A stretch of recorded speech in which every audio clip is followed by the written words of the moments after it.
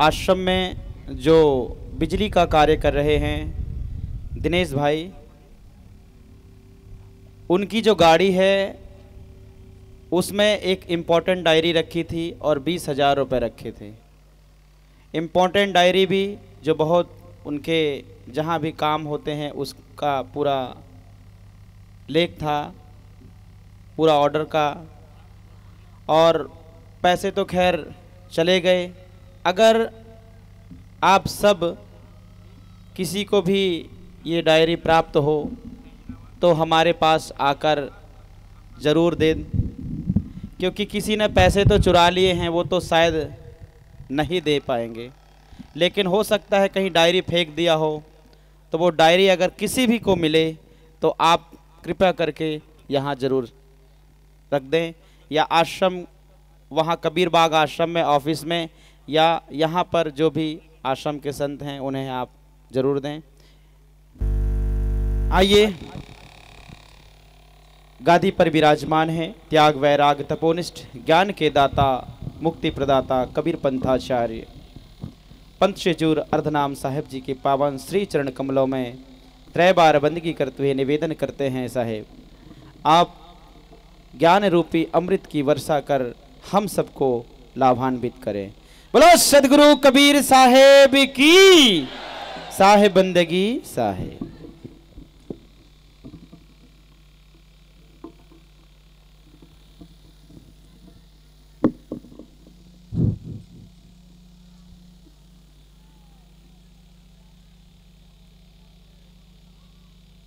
प्रेम से बोलो सदगुरु कबीर साहिब की, धनी धर्मदास साहिब की, काशी लहर तारा धाम की, पंश्री हजूर उदित नाम साहिब की, पंश्री हजूर मुकुंद मणि नाम साहिब की, सभी संत महापुरुषों की।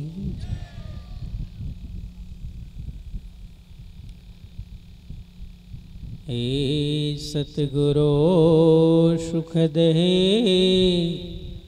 जगदेक बंधो, हे शांतिदांत भगवन करुणैक सिंधु, हे मुक्तिदायक यतीन्द्र शिरोमणे, मामद्य पालय निजं शरणागतं त्वां। नमो नमो गुरुदेव को, नमो कबीर सकृपाल, नमो संत शरणागति सकल पाप भय छाड़। सतगुरु को कीजे बंदगी, कोटि कोटि प्रणाम, कीटन जाने भृंग को गुरु कर ले आप समान।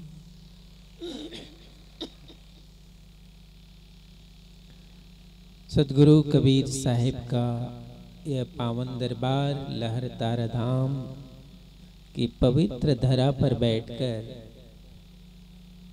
सदगुरु कबीर साहिब के इस प्राकट्य महोत्सव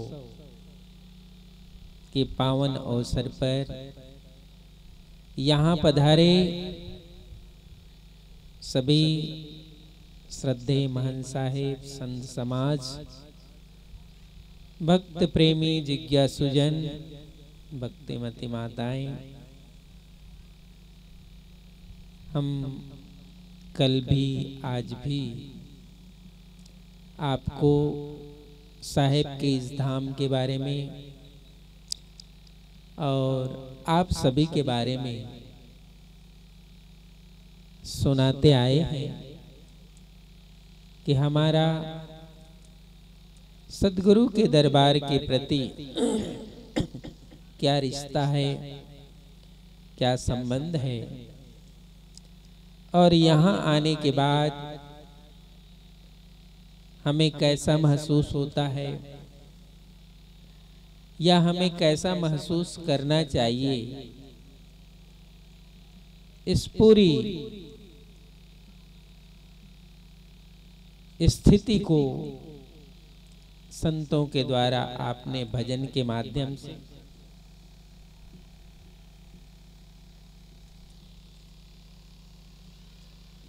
और साखी शब्दों के माध्यम से श्रवण किया।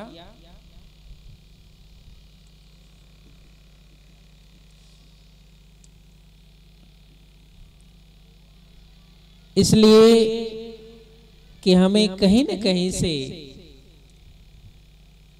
सद्गुरु का ज्ञान उपदेश प्राप्त हुआ है, चाहे वह संतों के द्वारा, महंत साहिबों के द्वारा, किसी विवेकी की संगति में बैठने से सद्गुरु की ऊंचाई का पता चला।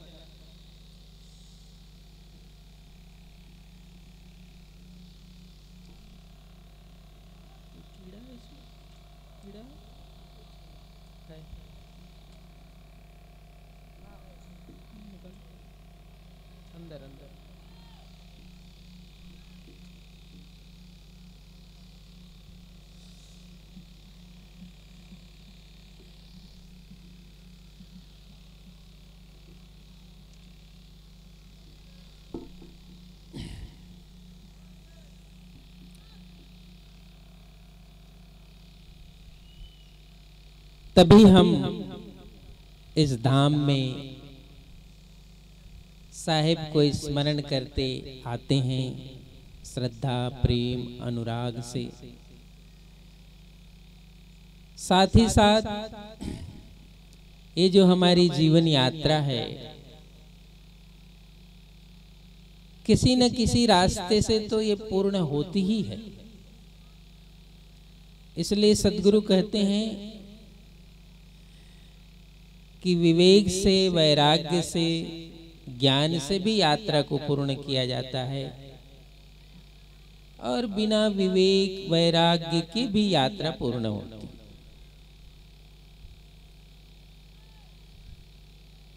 ये बात सत्य है। जिस भक्ति साधन का सद्गुरु ने उपदेश दिया, वहां तक आने के लिए, वहां तक पहुंचने के लिए आपको ये देखना है कि आपका यही जीवन पर्याप्त है कि नहीं,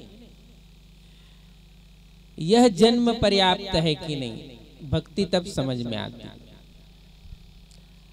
आप यदि इसको ख्याल नहीं कर पाते, इसको स्मरण नहीं कर पाते, क्या संभव है इसी जन्म में, इसी जीवन में, जिसके बारे में सद्गुरु से मैंने सुना है, जिसके बारे में गुरुजनों से मैंने सुना है, क्या यह जीवन पर्याप्त है? क्या यह जीवन से वो संभव हो सकता है? आपके अंदर भक्ति तब शुरू होती है, उम्र बढ़ने से कुछ नहीं होता है। आप सोचो कि मेरी इतनी उम्र हो गई, इतनी, उससे कुछ नहीं होता है। ये ख्याल आता है, ये स्मरण आता है, तब जीवन संदर्भ बनता है। हमारे एक भक्त थे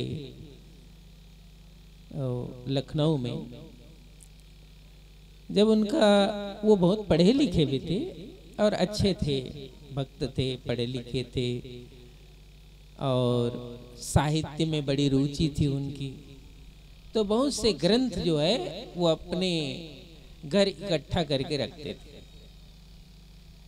जब उनका शरीर पूरा हो गया, उनके सुपुत्रों ने हमें बुलाया सत्संग के लिए, आरती के लिए। जब हम गए तो उन्होंने अपने पिताजी का जो लास्ट थोड़ी सी यात्रा रही, उसके संबंध में उन्होंने बताया।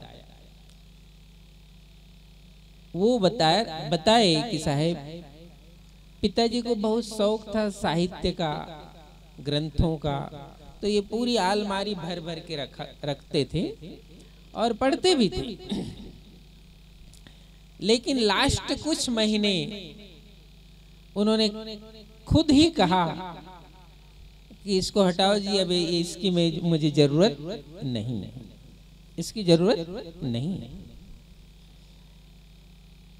अब देखो पूरी जीवन यात्रा हम उसी को संभाल रहे थे, हम उसी को संभाल रहे थे ना। उससे प्रेम था, इसमें ज्ञान है, ये बुक है, ये पुस्तक है, हम उसी को संभाल रहे थे। लेकिन जीवन के आखिरी पड़ाव पर ये पता चल गया कि इसको हटाना पड़ेगा, इसको हटाना पड़ेगा। ये दृष्टि, ये ख्याल कब आया? जब बहुत यात्रा हमारी आगे चली गई। चलो उसको तो उस जीवन में ही समझ में आ गया कि इसकी जरूरत नहीं है। बहुतों की जीवन यात्रा में तो कब्र में जाते तक ही समझ में नहीं आता है कि क्या होना है और क्या नहीं होना है। उसको समझना है कि ये अपना जो जीवन है, क्या साधन के लिए, भक्ति के लिए, ज्ञान के लिए, समर्पण के लिए ये जीवन पर्याप्त है कि नहीं। ये जिस दिन समझ में आता है, उस दिन आपने कोई गुरु किया है, सत्संग सुना है, आप समझो फल आज उसमें लगा है। इतना दिन से उसमें कोई फल लगा नहीं था, आज उसमें फल लगा। यदि ये ख्याल आ गया, ये स्मरण आ गया कि इसकी अब आवश्यकता नहीं है, और वास्तव में उसकी आवश्यकता होती नहीं, क्योंकि हम भी जब बचपन में थे तो यहाँ साहेब जी सबको पढ़ने स्कूल भेजा करते थे। हम सभी संस्कृत स्कूल जाते पढ़ने के लिए, फिर काशी हिंदू विश्वविद्यालय यूनिवर्सिटी जाते पढ़ने के लिए। पढ़ने भी साहेब भेजते थे हमें कि जाओ पढ़ाई करना जरूरी है। लेकिन जब साहेब बैठते थे कभी संध्या पाठ के बाद और कभी कुछ हम सबको सुनाना पड़ता था, तो एक शब्द वो सुनाया करते थे। वो क्या कहते थे? अब देखो साहेब ने हमें यूनिवर्सिटी में पढ़ने भेजा और ये साहेब ही ये बात सुना रहे हैं, पढ़े लिखे क्या हो समझ नर बौरा हो, और अंत बिलाई खाए समझ नर बौरा हो। ऐसा साहेब कहते थे ना, याद है? ये साहेब ये कहते थे। तो ये क्यों कहते थे? ये सत्य है। पढ़ने लिखने के बाद भी बिलाई मने काल का वो प्रतीक है। काल के तुम चंगुल से यदि बच नहीं पाए तो वो यूनिवर्सिटी की पढ़ाई क्या करेगा? इसलिए वो साहेब कहते थे कि जिस पढ़ने से साहेब से मिलन होता है, जिस पढ़ने से साहेब का बोध होता है, वो पढ़ना कुछ और है। ये विश्वविद्यालय की पढ़ाई और लोक की पढ़ाई ये लोक में काम आती है, वहां काम आने वाली नहीं है। सद्गुरु के चरणों में बैठने के बाद ही पता चलता है कि क्या व्यर्थ है और क्या सार्थक है। इसको जब आप जान लेते हो, इसको समझ लेते हो, तब समझ में आता है कि सद्गुरु की ऊंचाई क्या है। इसीलिए तो यहाँ काशी नगरी में जब बड़े बड़े पंडित से सद्गुरु कबीर साहब का शास्त्रार्थ हुआ, तो लोग शास्त्रार्थ करते थे। तो साहब कहते हैं, तू कहता कागज की लेखी, मैं कहता आंखन की देखी। तुम्हारे पास सारे ग्रंथ हैं, सारे शास्त्र हैं,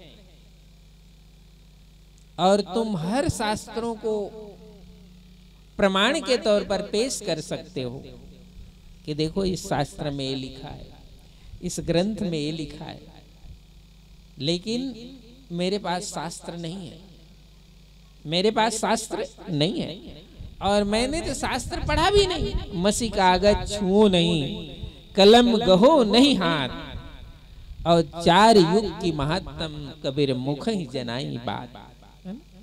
मैं तो शास्त्र पढ़ा नहीं, मसी कागज छुआ नहीं, मैं मसी कागज नहीं छुआ।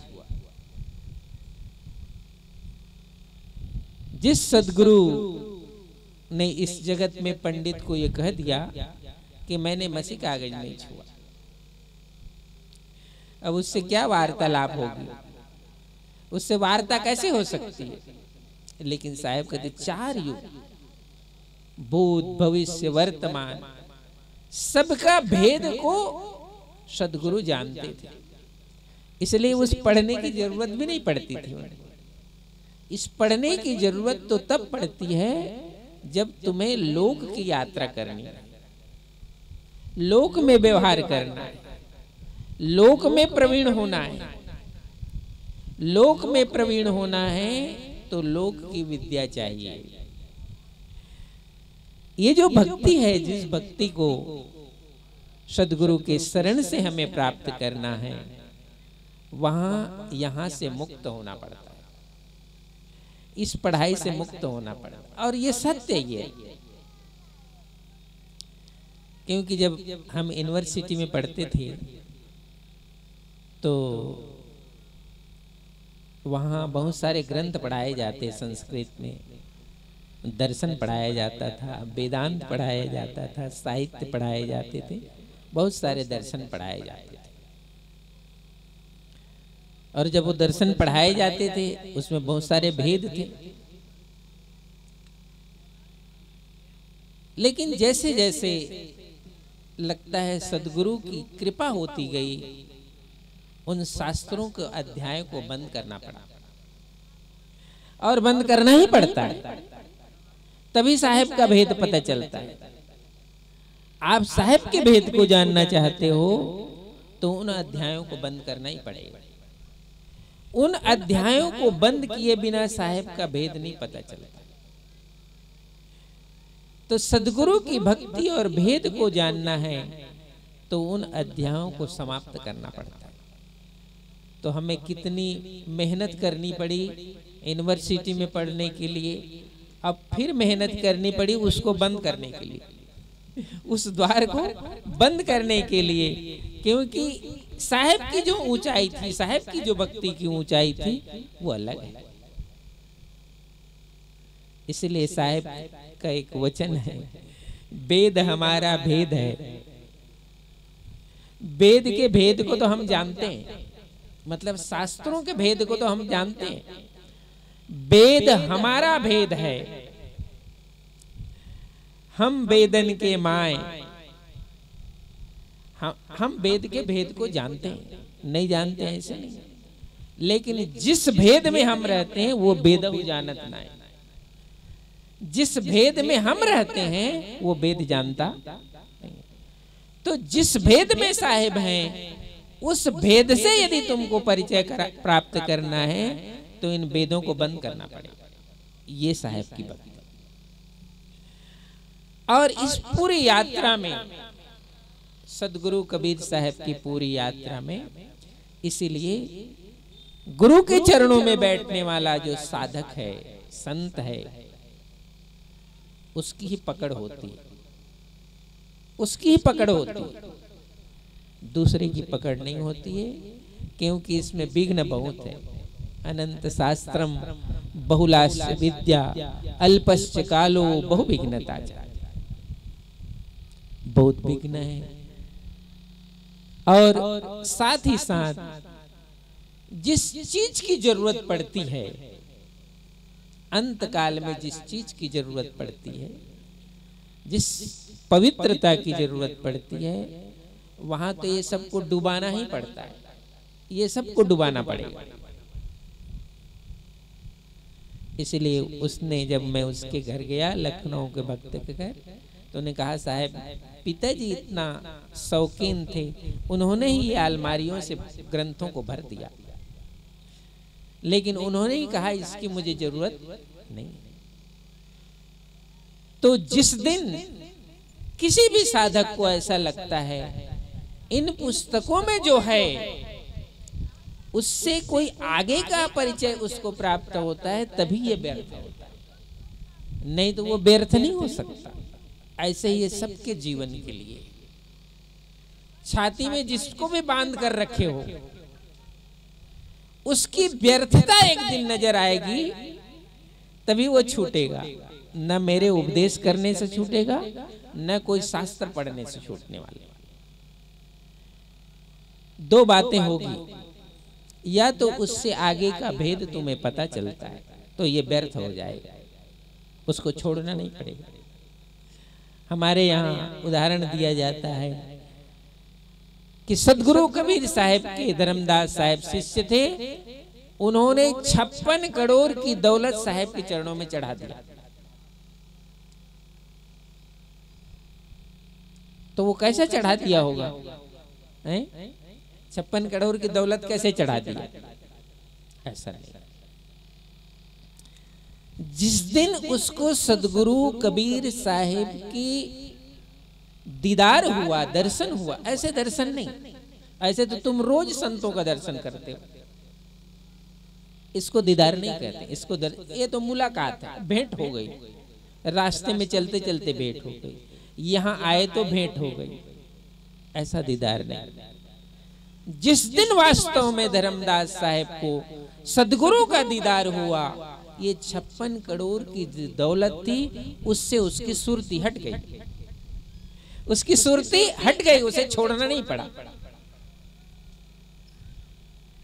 तो जिसको हम सीने से बांध कर रखते हैं, जीवन में बहुत मूल्य देते हैं, यदि इस जन्म में उसकी सार्थकता और उसकी व्यर्थता समझ में नहीं आई, तो मुक्ति के लिए जीवन छोटा हो गया, इससे अब पार हो नहीं सकते, ये जीवन छोटा होगा। तो धन्यभागी कौन है? साहिब कहते हैं, सब घट मेरा साइया, सुनी सेज न कोई, बलिहारी उस घट की जागट परगट होय। तो धन्यभागी कौन है? शास्त्रों में लिखा है, सब घट में साहिब है, सब घट में साहिब हैं, सब घट में साहिब हैं, लेकिन सब घट उसे जानता नहीं, सब घट में वाले को उसको परिचय नहीं है। साहिब कहते हैं, बलिहारी वंदन है वो घट,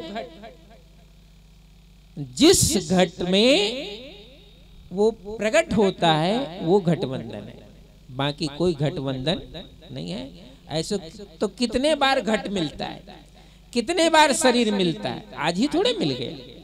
कभी हम भी राजा बादशाह हुए होंगे, कभी हम भी गरीब अमीर हुए होंगे, कभी हम भी स्त्री पुरुष के शरीर में चले गए होंगे, क्या क्या नहीं, किस किस यात्रा में नहीं गए होंगे, लेकिन उस घट में भी परिचय नहीं हुआ। तो जिस घट में परिचय होता है, साहेब कहते हैं वो वंदनीय। कहते हैं दादू साहेब ऐसे सत्संग में बैठे थे, दादू साहेब ने अपने भक्तों से पूछा कि भाई इसमें कोई ऐसा भक्त है जिन्होंने अपने इन आंखों से सदगुरु कबीर साहब का दीदार किया है? ऐसा उन्होंने पूछा दादू साहब। तो कहते एक जो वृद्ध व्यक्ति था उस सत्संग में, उसने कहा कि मेरे इन आंखों ने मेरे सदगुरु का दीदार किया है। तो कहते हैं दादू साहब ने शिष्यों से कहा, उनकी आंखों को धो और उन आंखों के धोए हुए पानी को सब पी जाओ, क्योंकि वो धन्य भागी है जिन्होंने सदगुरु का दर्शन किया। उन आंखों की जरूरत पड़ती है,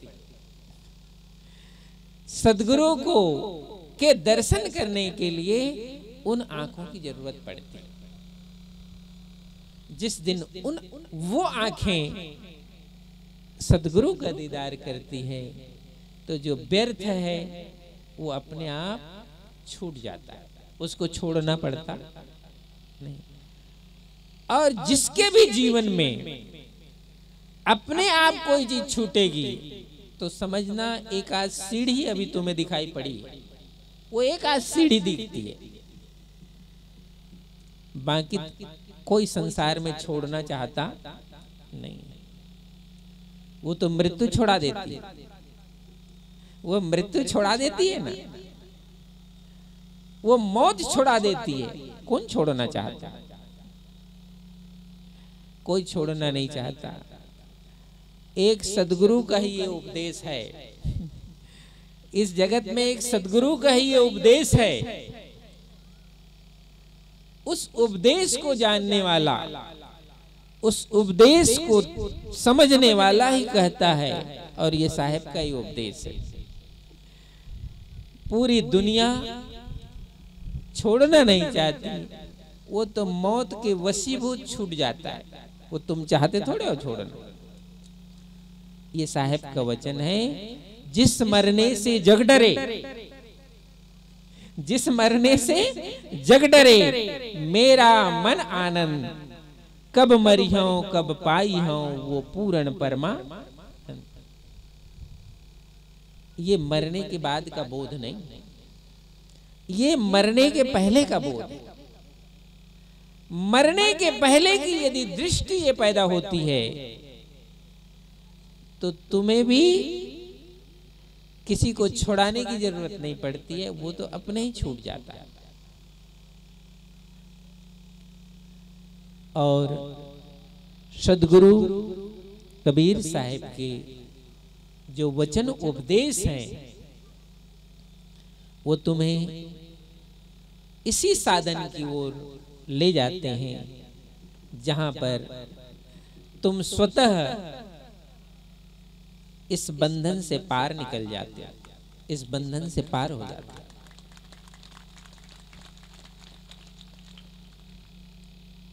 ये तो ठीक भी है कि चलो तुमने खूब कमाया, खूब आनंद लिया, सब कुछ लिया इस जीवन से, इस शरीर से, लेकिन यात्रा पूर्ण होने के पहले एक थोड़ा सा बोध भी जरूरी है। उस थोड़ा सा बोध ही तुम्हारी सबसे बड़ी कमाई है। इसलिए साहब ने उद्घोष कर दिया, कबीर सब जग निर्धना, कबीर सब जग निर्धना, ये धनवंता नहीं कोई, धनवंता सोई जानिए जिन सत नाम धनो।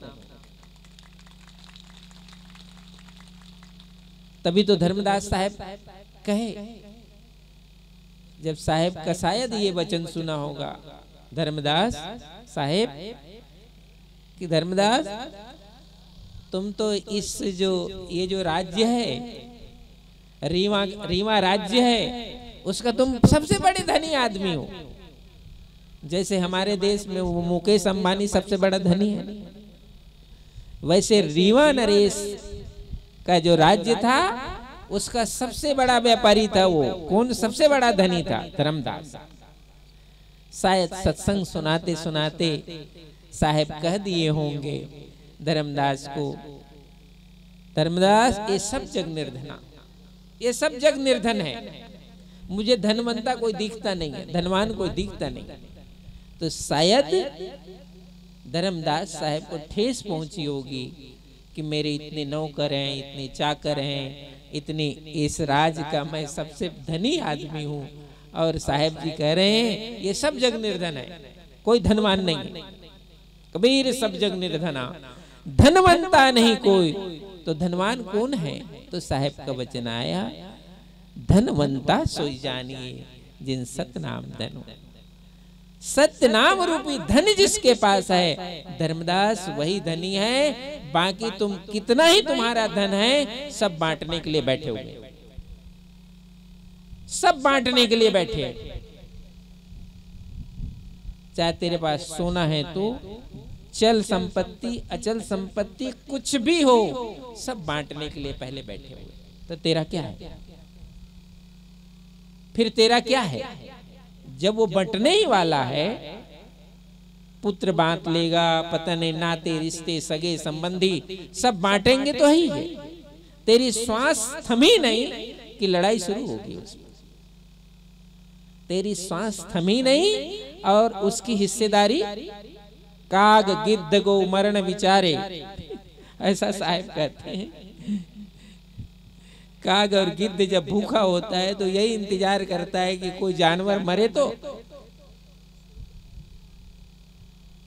परिवार भी यही इंतजार करता है कब मिले वो, तो जीते जी तो मिलता नहीं है, तो वो इंतजार करते रहते हैं। जैसे इसकी आंखें बंद हुई सब बंटवारा हो। तो यही बात तो साहब कहते हैं, कबीर सब जग निर्धना। लेकिन ये बात कोई जीते जी आदमी समझता है, जीवन यात्रा में समझता है, वो धर्मदास हो जाता है। जीते जी कोई समझता है तो वो धर्मदास हो जाता है। तो धर्मदास साहब जीते जी साहब के उपदेश को समझे और उन्होंने उस अनुराग और भक्ति के लिए सदगुरु के चरणों में शीश झुका दिया। उसमें वो अनुराग का जन्म हुआ। हम अनुराग सागर, धर्मदास साहब और कबीर साहब की वार्ता को अनुराग सागर कहते हैं। वहां से अनुराग सागर का जन्म हुआ कि उस धर्मदास साहब की श्रद्धा भक्ति अनुराग ने जब आकार लिया तो अनुराग सागर बन गया। ऐसे ही ये जीवन जो हमें मिला है, मानव जन्म तो कीमती है। साहब ने भी कहा मानुष जन्म दुर्लभ है, मिले न दूजी बार, पक्का फल जो गिर पड़ा तो बहुरी न लागे डार। तो ये जन्म तो दुर्लभ है, लेकिन इस जन्म को प्राप्त करके यदि साहब के चरणों में यदि हमें बैठे हैं, यहाँ की यदि यात्रा करते हो, साहब के धाम की यात्रा, ये धाम भी साहब ने इसीलिए बनाया। ये धाम इसलिए नहीं बनाया कि यहाँ आओ दीदार करो यहाँ चले जाओ। यहाँ आने के बाद तुम अपनी सुरती को मेरे सदगुरु से जोड़ो, मेरे साहब से जोड़ दो, तो तुम्हारी सुरती जब मेरे साहब से जुड़ेगी वो सुरती अमर हो जाएगी। इसलिए ये धाम बनाए गए। 1 दिन 2 दिन 1 बरस 2 बरस 10 बरस 40 बरस से आप आ रहे हो, आप अपनी सुरती साहब से जोड़ो, इसलिए ये धाम बनाया गया। और जिसकी सुरती साहब से जुड़ती है तो साहब कहते हैं सूरत से देख ले वो देश, देखत देखत दीसन लागे, मिट गए सकल अंदेश, और सूरत से देख ले वो देश। जिसकी सुरती साहब से जुड़ती है वे ही हंस अजर अमर मुकाम को प्राप्त करते हैं। तो ये धरा उसलिए, ये साहेब का धाम उसलिए है।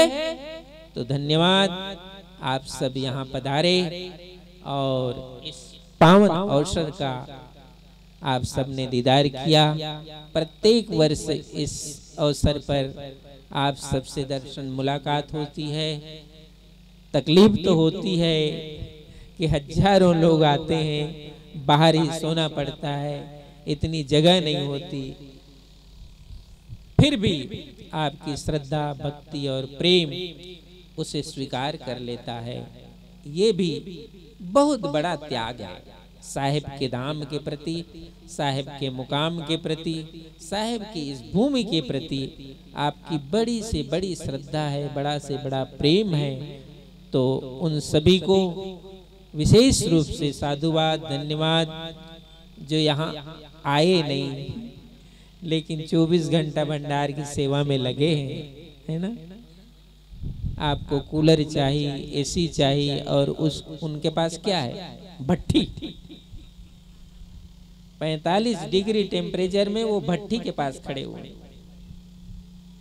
भट्ठी में खड़े हुए हैं ना, तभी तो भोजन मिलता है। छोटे छोटे बच्चे व्यवस्था में लगे हैं, प्रबंधक जी व्यवस्था में लगे हैं, कोठारी व्यवस्था में लगे हैं, अनेक संत व्यवस्था में लगे हैं, ताकि आप अतिथि हैं ना, हमारे लिए आप अतिथि हैं। आश्रम के जितने भी संत हैं उसके लिए आप अतिथि स्वरूप हैं। आप आए हैं, यथाशक्ति वो आपके देखभाल सेवा में लगे हैं, लेकिन सबको ये भाव होना चाहिए।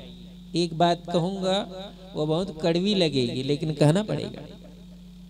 आज दूसरा दिन है, हजारों लोग यहाँ बैठे, मैं कुछ प्रश्न पूछूंगा, उसका तुम अंदर उत्तर ढूंढना, बाहर मुझे लेने की जरूरत नहीं। इसमें से कितने ऐसे लोग हैं कि 10 फीट जमीन को झाड़ू लगाया होगा आने के बाद? कितने ऐसे लोग हैं जो 1 किलो सब्जी अमनिया किया होगा? कितने ऐसे लोग हैं जो 10 रोटी भी बनाई होगी? कितने ऐसे लोग हैं जो पानी की गिलास को यहां से वहां कर दिया होगा? ये सोचना, ये बात कड़वी है, लेकिन तुम ख्याल रखना, मैं साहिब के दरबार में आया, सदगुरु के दरबार में आया, मेरे हाथों से कुछ नहीं हुआ। 10 फीट जमीन में साफ नहीं कर पाया। हजारों लोगों का भोजन बन रहा है, वहां 2 रोटी नहीं बना पाया। चलो वो भी नहीं किया, बना बुनाया भोजन को 10 लोगों को परस किया? परस किया? नहीं किया। तो यात्रा कैसे सफल होगी? ये तो गुरु दरबार की यात्रा है ना, ये गुरु दरबार की यात्रा है। ये यात्रा तभी सफल होती है अपने, वो देखो वो हमारे संचालक जी गौतम दास जी कह रहे हैं, देने को अन्नदान है, लेने को सतनाम है, देने को अन्नदान, तरने को अधीनता और डूबन को अभिमान। तुम्हें डुबा कौन देता है? अभिमान। दूसरा चीज नहीं डुबाता, तुम्हें अभिमान डुबा देता है। गुरु दरबार के प्रति जब तक सेवा का भाव नहीं होगा, समर्पण का भाव नहीं होगा, आप उसमें से कुछ ले नहीं सकते, आप उसमें से कुछ प्राप्त कर सकते नहीं। ये तो संकल्प होना चाहिए कि मैं साहिब के दरबार में जाऊंगा, इतनी मैं सेवा करूंगा ही करूंगा, अपने तन से इतनी सेवा करूंगा। इसको गांठ में बांध के रखा करो, तभी इसकी उज्ज्वलता, तभी इसकी पवित्रता, तभी इसकी शोभा बढ़ती है। अकेले छोटे बच्चे क्या करेंगे? अकेले वो समिति के 5, 10, 15 लोग क्या कर लेंगे? उस समिति के लोगों को, सेवादार के लोगों को सबका सहयोग चाहिए। ये संगत है ना, इसके लिए इस संगत कहते हैं। सबसे हिलकर मिलकर सेवा कर हम ये साहिब के काम को उठाते हैं, ऊपर उठाते हैं, हम ऊपर उठाते हैं। अब तो कुछ नहीं, अब तो टेंट लगा दिए जाते हैं। इनको पूछो, 15 दिन तक रात और दिन एक करके टेंट भी अपने ही लगाते थे। ये पूरी जमीन अपने साफ करते थे, सब काम अपने कर देते थे। और कुछ संत महंत आते थे, कुछ गिने चुने लोग, वो बहुत सेवा करते थे। इस भूमि पर आकर वो बहुत सेवा करते थे। तो ऐसे ही जो वहाँ सेवा में लगे हैं भंडार में और आश्रम की सेवा में लगे हैं, उनके लिए कोटि सह धन्यवाद। और आज का जो भंडारा, जो प्रसाद आप सबकी सेवा में समर्पित है, भक्त श्री ललित जी, उनके परिवार की ओर से कल का जो भंडारा है, प्रकाश जी जो जोधपुर से आए हैं, और प्रेम नाम है माता जी, हाँ मंजू माता जी, उनके परिवार, मान इंद्र साहिब के जोधपुर में जो आश्रम है मान गोपाल साहिब के, आप उनके शिष्य परंपरा से हैं। उनका भाव रहा कि साहिब ये हमारा जीवन की यात्रा तो अब समाप्ति की ओर है, हमारे भी सदगुरु के प्राकट्य उत्सव के समय हमारे हाथों से यदि इन संगत को, संतों को भोजन प्रसाद की व्यवस्था हो जाएगी तो हमारा भी जीवन धन्य हो जाएगा, क्योंकि हम बचपन से साहिब के मार्ग के अनुयायी हैं। ऐसा उनका संकल्प आज यहाँ पर पूरा हुआ। उनके साथ आए उनके सभी परिवार के सदस्यों को खूब खूब धन्यवाद, आशीर्वाद। सद्गुरु की कृपा आप सब पर हमेशा बनी रहे। आप सभी भी जो इतने तकलीफ और कष्ट सहकर इस साहेब के धाम में आए। आपने बहुत कुछ दिया, दान दिया, पुण्य दिया, सब कुछ दिया, तभी इतना ये बन रहा है और तभी ये बन भी जाएगा। साहेब दया करेंगे, साहेब हम पर भी दया करेंगे और साहेब आप पर भी दया करेंगे और साहेब अपने धाम पर भी दया करेंगे। और हम साहेब से प्रार्थना करते हैं, साहेब ये तो आपका है ना, आप जितना जल्दी इसको बना दोगे वो इतना ही जल्दी बन जाएगा, है ना। तो साहेब की दया आप सब पर भी बनी रहे। बोलो सदगुरु कबीर साहेब की, बोलो सदगुरु कबीर साहेब की। सभी लोग बैठे रहे 2 मिनट। कल की सूचना, कल सुबह प्रातः 8 बजे से शोभा यात्रा है। संध्याकालीन सत्र में सात्विक यज्ञ आनंद आरती का आयोजन है, जिसमें आप सबको अपना नारियल लेकर आना है और नारियल को छील करके लाना है। दोपहर का सत्संग होगा 2 बजे से, इसलिए आप बिल्कुल जो शोभा यात्रा में जाने योग्य हो वही शोभा यात्रा में जाएं, क्योंकि गर्मी बहुत है और 8 बजे शोभा यात्रा प्रारंभ हो जाएगी। सभी लोग अपने अपने स्थान पर खड़े हो जाएं, अब आरती होनी है।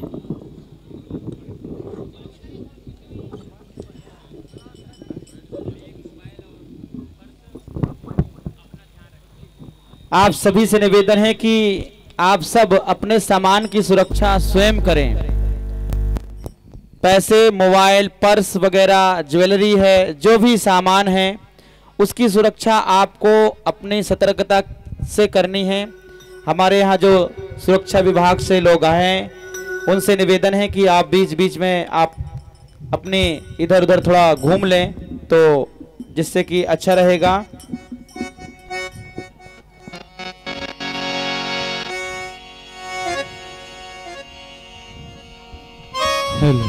सत्यनाम को सुमर के आरती करूं प्रकाश, सत्य सुकृत रक्षा करे होई काल को नाश। चलो सखी आरती उतारे, चलो सखी आरती उतारे, सतगुरु साहिब की। चलो सखी आरती उतारे, चलो सखी आरती उतारे, सतगुरु साहिब की। कहे माँ से आए साहिब, कहे माँ पधारे, साहिब कहाँ पधारे। ओ कहे माँ से आए साहिब, कहे माँ पधारे, से आए साहिब कहाँ पधारे। सखी आरती उतारे, कौने सखी आरती उतारे, सतगुरु साहिब की। चलो सखी आरती उतारे, चलो सखी आरती उतारे, सतगुरु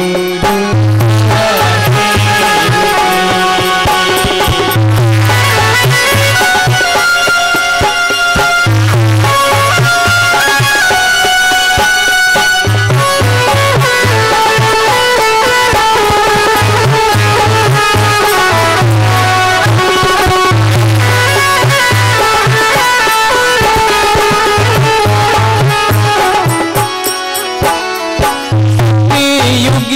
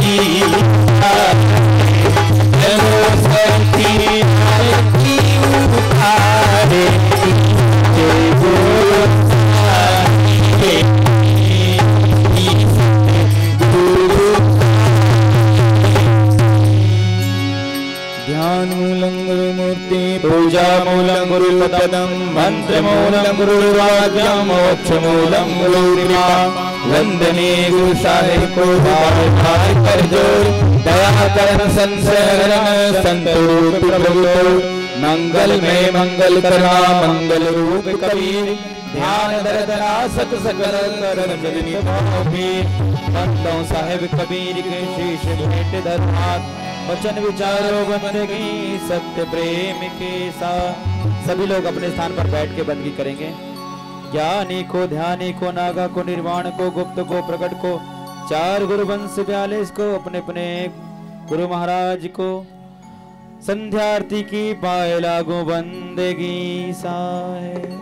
बोलो सदगुरु कबीर साहेब की, सदगुरु कबीर प्राकट्य लहरतरा धाम की, गुरु धनी धर्मदास साहेब की, 4 गुरु वंश 42 की, आचार्य गति कबीर स्थान खरसिया की, पंच ग्रंथ मुनि नाम साहेब की, पंचजर प्रकाश मुनि नाम साहेब की, पंचजर उदित नाम साहेब की, पंचजर मुकुट नाम साहेब की, पंचजर अर्धनाम साहेब की, परम पूज्य श्री धर्माधिकारी साहेब की, सभी संत महापुरुषों की, सभी भक्त हंस जनों की, आज के आनंद की साहेब बंदगी साहेब। आप सभी बारी बारी से आते जाएंगे और भजन श्रवण करते हुए आप से आप सब करबद्ध बंदगी करते हुए आगे के भोजन के लिए प्रस्थान करेंगे। आप सब अपने सामान की सुरक्षा जरूर रखें। आप सभी से बार बार यही निवेदन है, आप सब अपने सामानों की सुरक्षा स्वयं करें और सतर्कता से करें। साहेब बंदगी साहेब।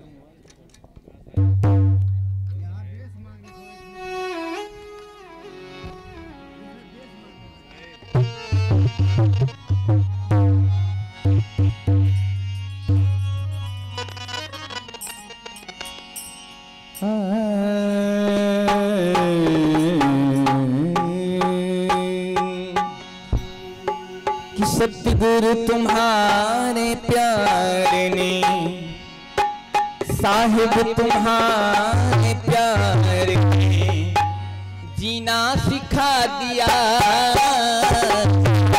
तुम्हारे प्यारे ने जीना सिखा दिया।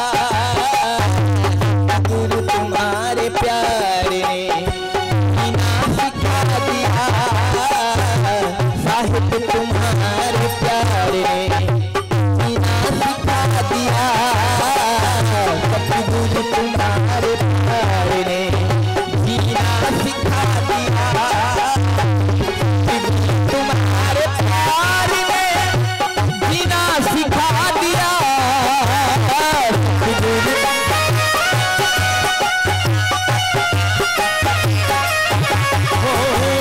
गुरु तुम्हारे प्यारे ने जीना सिखा दिया। तुम्हारे प्यारे